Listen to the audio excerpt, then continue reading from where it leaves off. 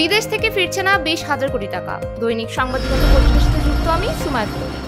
দেশের তৈরি পোশাক খাতে ভয়াবহ সংকট দেখা দিয়েছে। রপ্তানি করা পণ্যের বিপরীতে প্রায় 20,000 কোটি টাকা বিদেশ থেকে দেশে ফেরত আসছে না। সংঘবদ্ধ চক্র, বিদেশি বায়ার ও বাইং হাউসের জালিয়াতির কারণে এই বিপুল অর্থ আটকে আছে বলে জানিয়েছে বিজিএমইএ। সম্প্রতি চট্টগ্রামের কে গার্মেন্টস নামের একটি প্রতিষ্ঠান আলজেরিয়ার একটি বাইং হাউসের প্রতারণার শিকার হয়েছে। 3 কোটি টাকার পণ্য পাঠানোর পরও কোনো অর্থ না পেয়ে প্রতিষ্ঠানটি কার্যত অচল হয়ে পড়েছে। কে গার্মেন্টস লিমিটেডের এমডি বিজয় শেখর দাস জানান, আলজেরিয়ার মাজারিন গ্রুপ নামে বাইং হাউসটি নকল পেমেন্ট ডকুমেন্ট দেখিয়ে বন্দরে থাকা পণ্য ছাড়ানোর চেষ্টা করে এবং ক্রেতার কাছ থেকে মূল্য আদায় করেও টাকা দেয়নি। ফলে ব্যাংক তার প্রতিষ্ঠানের সব আমদানি কার্যক্রম স্থগিত করেছে। নতুন এলসি খোলা সম্ভব হচ্ছে না। বিজিএমইএ এর ভারপ্রাপ্ত সভাপতি সেলিম রহমানের স্বাক্ষরিত চিঠিতে বলা হয়েছে, টাকা না ফেরার পেছনে অন্তত 6টি কারণ রয়েছে। এর আগে চট্টগ্রামের ম্যালো ফ্যাশন নামের আরেকটি প্রতিষ্ঠানও একইভাবে 5 কোটি টাকার ক্ষতির মুখে পড়ে। চট্টগ্রাম মেট্রোপলিটন চেম্বারের সহসভাপতি এম মাহবুব চৌধুরী জানান, 1978 সাল থেকে প্রায় 30,000 রপ্তানি চালানের বিপরীতে 20,000 কোটি টাকা